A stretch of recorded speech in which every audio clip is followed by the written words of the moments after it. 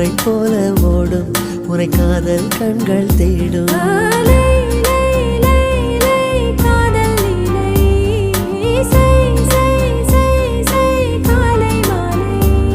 உன் சில அழகை விழிகளை நான் வியந்தேன். இவருடன் சேர்ந்த ஆடு சென்றல்லா.